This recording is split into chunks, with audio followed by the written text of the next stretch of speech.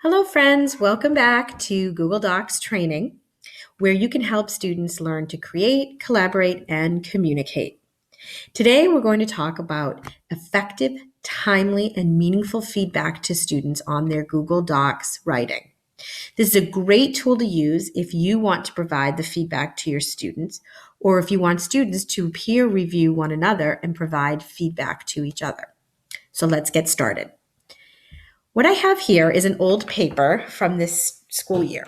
It's on our unit on emotion and motivation, and students were asked to basically analyze a pretty dense piece of writing within the field. And what you're looking at here are the paragraphs of the student's summary. And the paragraphs tend to go on here down through the second page. So as I'm reading, I am going to make some mental notes of what I want the student to focus on, and then I'm going to provide the feedback. So I'm going to highlight in through here and see, I'm going to click on the comment icon. See that? Once you click, a little message box comes up, says your name, and you can write your comments to students.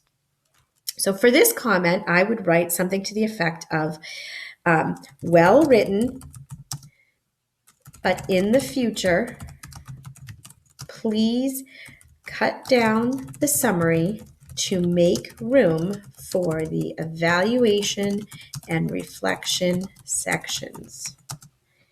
And you do have the option to put the student's email address in, so they'll get the comment right away.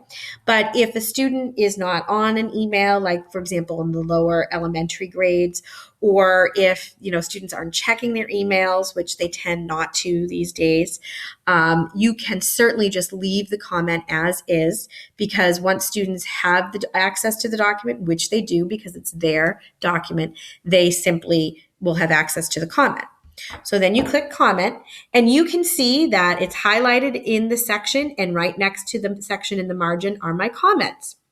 Now the student has the option, once he or she sees it, to resolve the comment. So in other words, they can make the changes and then click resolved, so you know that they got the comment and have made the changes. This is great, particularly if you're doing multiple drafts or you're doing some peer review of the writing. Another way that you can see what students have done throughout their revisions is to go to the revision history. And you simply click on where it says all changes saved in Docs. And there you can see how this student has worked on his paper.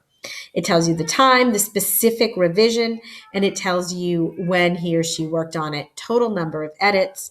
You can even print this out. It is a great tool. So how do you use effective, timely feedback in Google Docs?